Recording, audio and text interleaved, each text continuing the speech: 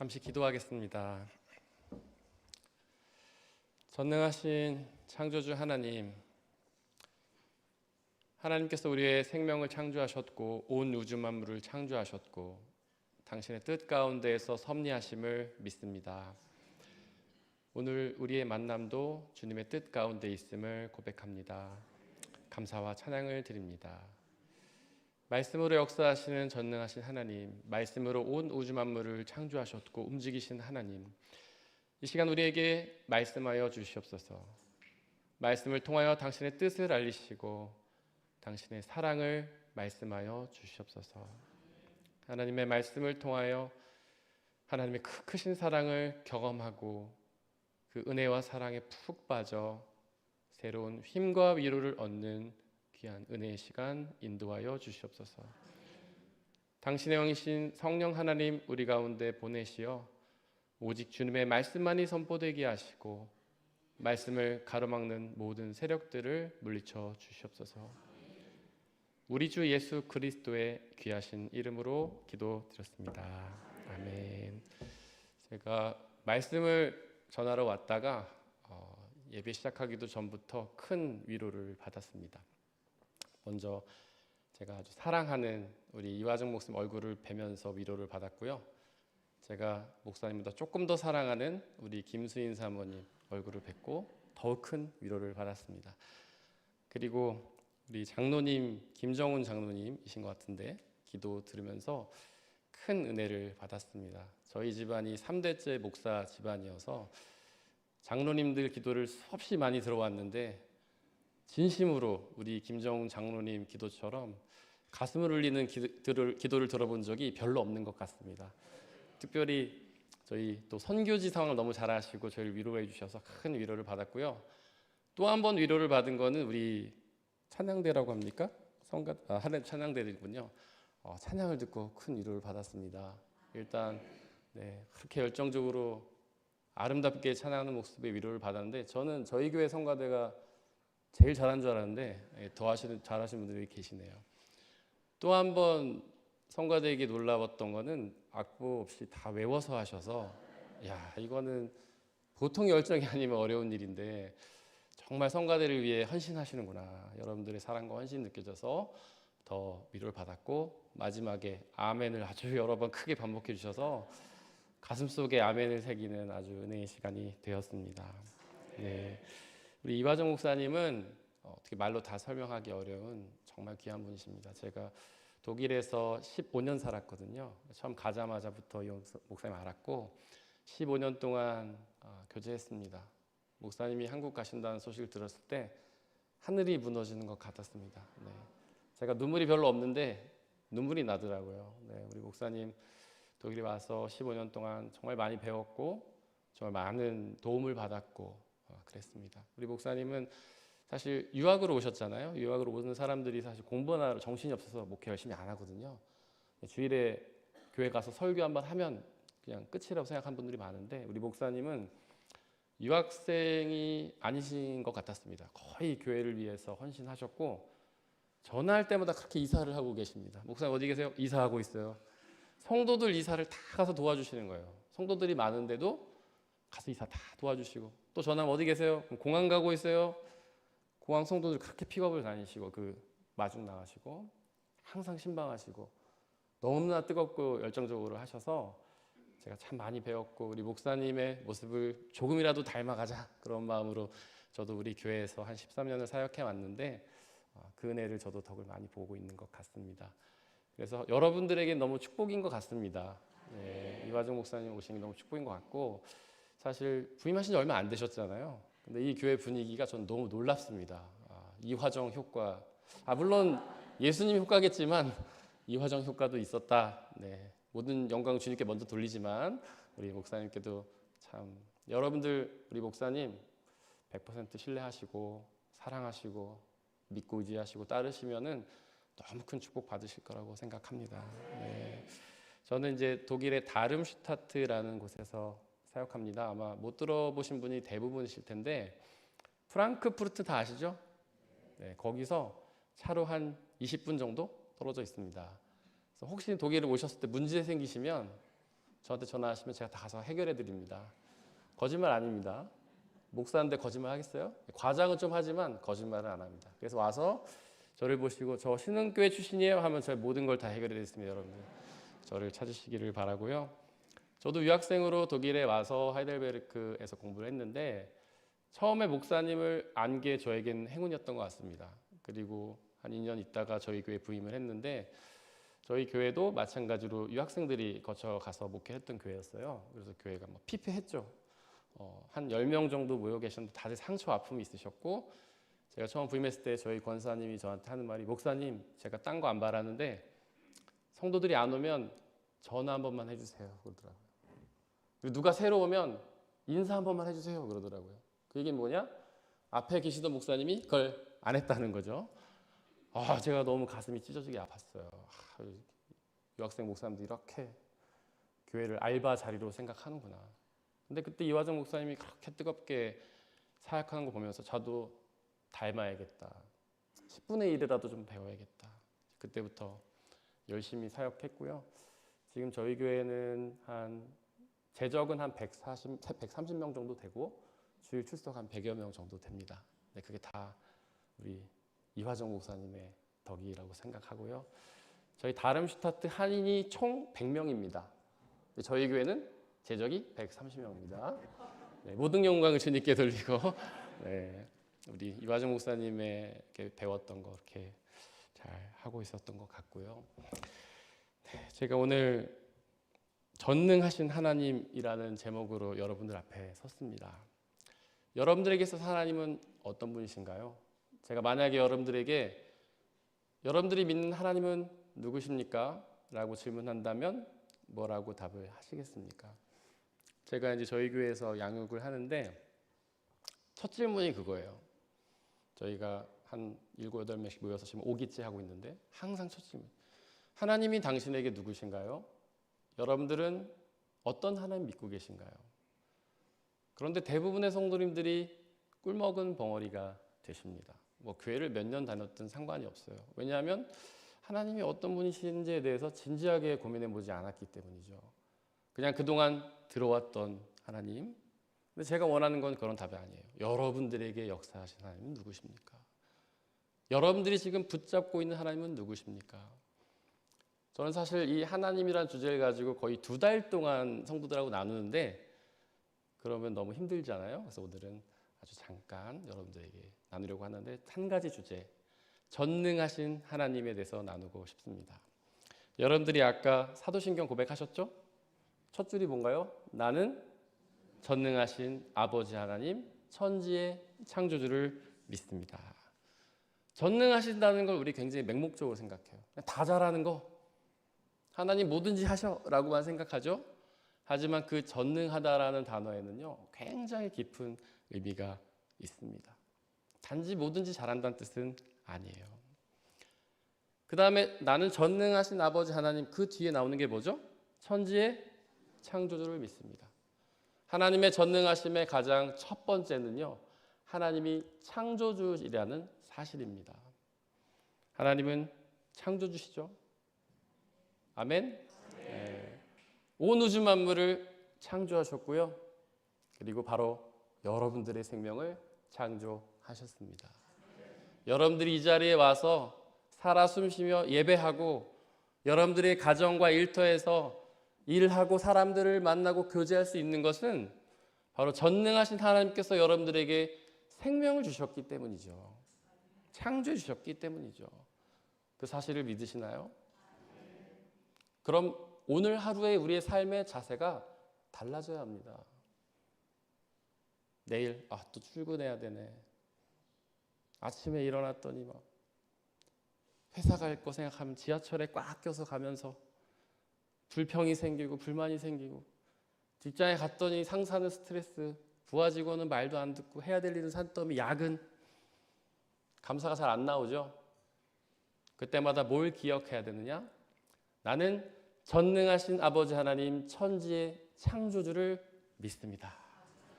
저와 여러분들의 생명을 창조하시고 오늘 하루의 삶을 허락하신 그 아버지 하나님을 믿습니다. 그럼 우리의 삶의 태도가 어떻게 될까요? 하루를 의미 없이 살아가게 될까요? 날 만나게 되는 사람들에게 짜증내고 화를 내게 될까요? 그렇지 않죠. 이 오늘 하루의 삶을 하나님 우리에게 선물로 주셨으니 하나님께 감사와 찬양을 드리며 살아가게 되는 것이죠. 하나님이 창조하셨다는 것은 하나님이 섭리하신다는 뜻입니다. 섭리는 하나님이 우리의 역사를 이끌고 가신다는 뜻이에요. 하나님 우리를 만들어 놓고 멀리서 뒷짐지고 지켜보시는 분이 아니십니다. 하나님 임마누엘이시죠? 우리와 함께 계십니다. 여러분들의 곁에, 여러분들의 안에 계십니다. 여러분들의 발걸음을 이끌어 가십니다. 여러분들의 삶에서 만난 모든 순간이 하나님의 역사입니다. 계획이죠. 아침에 지하철이 꽉 껴가지고 옆 사람 땀 냄새 맡는 것도 하나님의 뜻일까요? 아닐까요? 아멘은 안 나오네요. 직장 갔는데 상사가 불러다가 막 갈구고 하나님 뜻일까요? 아닐까요? 아멘이 안 나옵니다. 역시 여러분들이 계획했던 거, 생각했던 거 다 꼬이고 잘 안 되는 거 하나님의 뜻일까요? 아닐까요? 저에게는 자녀가 둘이 있어요. 첫째가 딸이고 둘째가 아들입니다. 첫째는 15살이고 만으로, 둘째는 11살이에요. 그냥 평범한 아이였습니다. 뭐 특별한 아이가 아니었고 그냥 뭐 걸그룹 추기 좋아하고 맨날 아버지 앞에서 걸그룹 댄스 추면서 발랄한 아이였어요. 근데 어느 날 갑자기 머리가 아프다는 거예요. 배도 아프다 그러고 한 2년쯤 전입니다. 그래서 병원 가봐라 그랬더니 이제 의사가 두통약하고 위약을 처방을 해줬어요. 그래서 열심히 먹었습니다. 근데 2주가 지나도 차도가 없는 거예요. 보통은 2주 먹으면 나야 되잖아요. 차도가 없더라고요. 그래서 다시 병원에 갔더니 의사가 갑자기 MRI를 찍으라는 거예요. 저희는 너무 좀 황당했습니다. 갑자기 MRI? 배가 아프고 머리가 아픈데? MRI 찍었는데 그 MRI 찍는 사람이 바로 그 자리에서 이거는 뇌종양의 소견이 있다라고 얘기를 하더라고요. 정밀 검사를 받으라고. 저희 부부는 그냥 멍했어요. 뭐라고? 뇌종양? 뭐 감기 같은 느낌인 건가? 의사도 굉장히 뭐 심각하지 않게 얘기를 하고. 근데 갑자기 의사가 바로 전화를 해서 하이델베르크 대학병원에 예약을 잡아주고 빨리 가라는 거예요. 그때 뭔가 심각한 일이구나 생각을 했죠. 그리고 2주간 입원하면서 여러 가지 검사를 했는데 의사가 뇌종양일 수도 있고 아닐 수도 있고 계속 왔다 갔다 하는 거예요. 근데 조직 검사를 해야 확실히 알 수 있대요. 그래서 우리 아이의 뇌에다가 조그만 구멍을 뚫어서 주사기를 집어넣고 뇌 조직을 떼서 검사를 했더니 뇌종양이 맞았을까요? 아니었을까요? 맞았어요. 저는 2주 동안 열심히 기도했습니다. 하나님, 창조주 하나님이시잖아요. 섭리하시는 분이시잖아요. 제 삶을 이끌어 오셨잖아요. 지금까지. 여기 독일에 와서 15년 동안 저를 이끌어 주셨잖아요. 교회 열심히 저 사역했는데 다른 유학생들처럼 농땡이 안 피고 이화정 목사님처럼 열심히 했는데 저한테 왜 이러시죠? 제가 뭐 잘못했나요? 우리는 고난을 당하면 항상 자신의 죄를 찾죠? 내가 하나님께 뭘 잘못했나? 하나님, 제가 봉사가 부족했나요? 헌금이 부족했나요? 그때 하나님이 답을 주시지 않더라고요. 침묵하신 아무런 대답이 없었어요. 그 수술 날짜를 잡고 수술을 했는데 의사가 그러더라고요. 최악의 경우에 부작용이 있는데 말을 어눌하게 하고 행동장애가 올 수도 있다. 수술을 마쳤는데 부작용이 일어났을까요? 일어나지 않았을까요? 안 일어났으면 참 좋았겠지만 그대로 다 일어난 거예요. 수술을 마치고 우리 아이가 침대에 누워있는데 눈은 껌뻑거리는데 시체 같더라고요.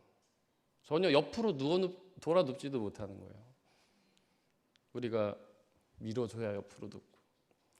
그랬더니 자꾸 핸드폰 보고 침대라고 하고 말을 한마디를 끝까지 못하는 거예요. 언어장애가 온 것이죠. 그래서 의사 선생님이 저한테 재활훈련 받으라고 하더라고요. 받으면 좋아질 거다. 그리고 한 6개월 정도 병원에 들어가 있었습니다. 병원에 마치고 나와서 2년이 흘렀는데 지금은 아주 많이 좋아졌습니다. 90% 정도 회복된 것 같아요.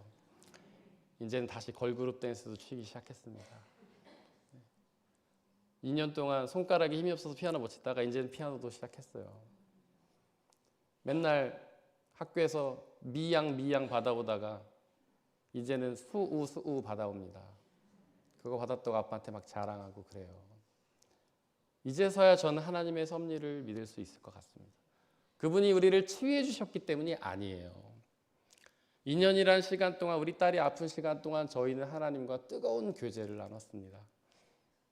우리 딸이요, 너무 철들었어요. 아빠를 너무 걱정한 딸이 되었고, 어떤 어려움을 만나도 전혀 흔들리지 않는 딸이 됐어요. 아빠, 나 뇌종양 수술도 이겨낸 사람이야. 친구들이 학교 힘들게 해도 끄떡이 없는 아이가 됐고요. 아빠 엄마를 위로하고 힘주는 아이가 됐고, 그 아이는 앞으로 인생에서 그 어떤 일을 만나더라도 흔들리지 않는 아이가 될 겁니다. 며칠 전 저한테 그러더라고요. 아빠, 하나님이 나를 너무 사랑하셔. 내가 학교 걸어가는 것 자체가 하나님의 축복이야. 우리 딸의 고백에 여러분들의 고백이 되었으면 좋겠습니다. 인생을 살아가면서 여러 가지 일들을 만날 때마다 하나님 지금도 나와 함께 걸어가고 계시지. 한 걸음 한 걸음 함께 하고 계시지. 역사하고 계시지. 하나님의 섭리지. 이 모든 것이 하나님의 뜻이지.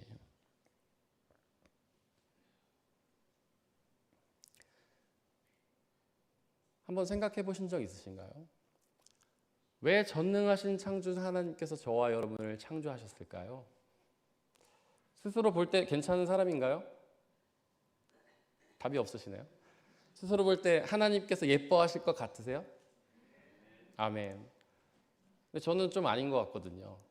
저는 스스로 볼 때 하나님이 참 마음 아프겠다 저 때문에 이럴 때가 있어요. 너무 부족하고 연약하고. 근데 하나님이 그걸 모르시고 저를 창조하셨을까요? 하나님이 아담이 죄를 질 거를 모르고 창조하셨을까요? 아니죠. 하나님은 모든 걸 아시는 하나님이잖아요. 근데 하나님 그분을 아담을 창조했습니다. 아담과 하와는 하나님이 짓자마자 하나님을 배반하고 죄를 지었죠. 하나님은 아셨습니다. 하지만 그 아들을 사람들을 구원하기 위해 자신의 아들까지 이 땅에 보내서 십자가를 지게 하시고 죽게까지 하셨어요. 왜 그렇게까지 하실까요? 전능하신 창조주 하나님께서. 그 이유는 바로 하나님이 우리를 사랑하시기 때문입니다. 한번 자신의 가슴에 손을 얹고 얘기해 봤으면 좋겠어요. 하나님이 나를 사랑하셔서 창조하셨다. 그리고 우리와 함께 계시며 지금까지 이끌어 주셨다. 옆에 있는 분 한번 볼까요? 네. 인상이 좀 어두워진 분이 계신 것 같은데 그분에게도 한번 고백했으면 좋겠어요. 당신을 하나님이 사랑하셔서 창조하셨다. 우리 이화정 목사님과 김수인 사모님을 향해서 고백했으면 좋겠습니다. 당신을 하나님이 사랑하셔서 창조하셨다. 네. 하나님은 모든 걸 할 수 있습니다. 그게 하나님의 전능성이죠. 하나님은 우리의 모든 필요를 다 창조하셔서 우리에게 채워주십니다. 바로 광야의 이스라엘이 그 증거죠. 그들은 광야는 사막입니다. 사막 가보신 분 계세요? 특히 이스라엘 사막은요, 오아시스가 중간중간 있긴 하지만 아무것도 없습니다. 먹을 게 없어요. 마실 것도 없고요. 사막은 낮에는 너무 덥고 밤에는 너무 춥습니다. 얼어 죽거나 타 죽을 확률이 매우 높은 곳이죠. 그런데 거기서 이스라엘은요 40년을 살았어요. 우리의 인생이 광야와 같죠. 때로는 추위가 우리를 괴롭히고 때로는 우리를 더위가 괴롭히죠. 때로는 먹고 살 게 없어서 우리를 괴롭히죠. 그런데 여러분들의 인생 동안 먹고 삶의 문제 때문에 고통당하신 적 있으신가요? 없어 보이시는 것 같습니다. 왜냐? 전능하신 창조주 하나님께서 여러분들의 필요를 창조하셔서 채워주셨기 때문이죠. 예수 그리스도 하나님의 아들, 그분도 그 증거를 보여주셨죠. 그분은 자기의 말씀을 들으러 온 수천 명의 사람들에게 보리떡 5개, 물고기 2마리로 그들 모두를 먹이셨죠. 그리고 예수님 말씀하셨습니다. 하늘에 나는 새를 봐라, 들에 피는 꽃을 봐라. 그들은 일하지 않지만 내가 먹이고 입힌다. 그 말씀을 우리에게도 하십니다. 우리가 열심히 일해서 월급 받은 거 갖고 먹고 사니까 내 능력이라고 오해하고 착각하지만 하나님이 주시지 않으시면 우리는 그 어떤 것도 누릴 수 없죠. 하지만 하나님의 전능성 거기서 끝이 아닙니다. 하나님은 모든 걸 할 수 있지만 아무것도 하지 않으셨습니다. 하나님은 우리가 힘들고 어려울 때 모든 것을 이루셔서 우리를 도우실 수 있지만 때로는 가만히 계십니다. 저희 딸이 아플 때 하나님은 가만히 계셨습니다. 저는 하나님의 침묵을 경험했습니다. 아무리 기도하고 부르짖어도 저의 삶은 우리 딸의 건강은 나아지지 않았죠. 계속 최악의 경우로 치달았습니다. 그때 하나님은 뭘 하셨을까요? 왜 하나님은 가만히 계셨을까요? 그 대표적인 희생자는 예수 그리스도시죠. 그분은 하나님의 아들이었습니다. 하지만 십자가에 매달려서 손과 발이 못에 박힌 채 사람들에게 침뱉음을 당하고 채찍에 맞으면서 창문의 옆구리에 찔리면서도 하나님은 가만히 계셨습니다. 아무 일도 하지 않으셨습니다. 예수님은 너무 힘들어서 부르짖으셨죠. 엘로이 엘로이 라마 사박다니, 나의 하나님 어찌하여 나를 버리십니까? 하나님의 아들 예수 그리스도는 하나님의 버리심을 경험했습니다. 때로는 여러분들의 고백이기도 하죠. 여러분들이 기도할 때 하나님의 침묵을 경험하시기도 하죠. 여러분들이 간절히 기도하지만 하나님이 가만히 계실 때가 많지요. 그때 우리는 뭘 느껴요? 하나님 나를 버리셨나? 나를 이제 사랑하지 않으시나? 아닙니다. 그때도 하나님 우리를 사랑하십니다. 예수 그리스도께서 십자가 고난당하실 때 하나님은 가만히 계셨지만 하나님은 그 예수 그리스도를 사랑하셨습니다. 자기의 하나뿐인 유일한 아들이잖아요. 제가 고통당할 때, 우리 가족들이 눈물을 흘릴 때 하나님은 비록 가만히 계셨지만 우리를 사랑하셨습니다. 여러분들이 힘들고 고통스러울 때 여러분들이 아무리 하나님께 부르짖어도 하나님 가만히 계실 때도 있어요. 하지만 하나님은 여러분들을 사랑하십니다. 그리고 우리가 알 수 없는 방식으로, 깨달을 수 없는 방식으로 우리를 위해 일하십니다. 그렇게 가만히 계셨던 하나님, 십자가에 그저 매달려 계셨던 예수 그리스도가 놀라운 일을 이루셨죠. 그것이 뭔가요? 바로 구원입니다. 예수 그리스도께서는 그 십자가 사건으로 우리를 구원하셨습니다. 비록 우리의 필요를 다 채워주시거나 우리가 어려울 때 문제를 다 해결해 주신 건 아니지만 그 예수 그리스도는 우리를 구원하셨습니다. 우리에게 부활의 영원한 생명을 주셨습니다. 그 사실을 믿으시나요? 구원을 소망하십니까? 영원한 생명을 소망하시나요? 그럼 다른 게 필요 없죠. 영원한 생명보다 더 좋은 게 있나요? 지금 우리의 관심은 솔직히 말해서 이 땅에서 조금이라도 더 잘 먹고 잘 사는 거죠? 좀 더 건강하게 맛있는 거 먹고 사는 거 아닌가요? 저희 아버지도 이제 80이 다 되어 가시는데 어제 그러더라고요. 죽기 전까지 내 다리로 걸어 다니면서 화장실도 내가 가고 내 손가락으로 밥 먹는 게 소원이다. 모든 사람의 소망이죠. 하루하루 잘 먹고 사는 것. 근데 하나님은 더 좋은 걸 주세요. 구원을 주십니다. 영원한 생명을 주십니다. 여러분들이 예수 그리스도를 믿고 의지할 때 비록 여러분들은 삶 속에서 하나님의 침묵을 경험할 수도 있지만 하나님은 여러분들께 부활의 영원한 생명을 허락해 주십니다. 바로 예수 그리스도께서 그 죽음을 이기고 부활하신 것처럼 말입니다. 함께 기도하겠습니다. 전능하신 창조주 하나님, 저는 그 전능하신 창조주 하나님을 믿습니다. 우리의 생명을 창조하시고 우리의 삶을 이끌어 가시는 당신의 창조의 섭리를 믿습니다. 지금부터 영원토록 함께 계시며 우리의 발걸음을 인도하시고 우리를 당신의 구원의 생명으로 인도하실 것을 믿습니다. 그 구원, 부활의 영원한 생명, 오직 그것을 믿고 오늘 하루도 기쁨과 감사로 살아가게 하여 주옵소서. 때로는 삶 속에서 어려움을 경험하고 때로는 삶 속에서 주님의 침묵을 경험하기도 하지만 그 끝에 부활의 영원한 생명을 얻어 하나님과 하나님 나라에서 영원히 교제할 것을 믿음으로 나아가오니 날마다 그 소망을 품고 오늘 하루도 기쁨과 감사로 살아갈 수 있도록 역사하여 주시옵소서. 우리 주 예수 그리스도의 귀하신 이름으로 기도드렸습니다. 아멘.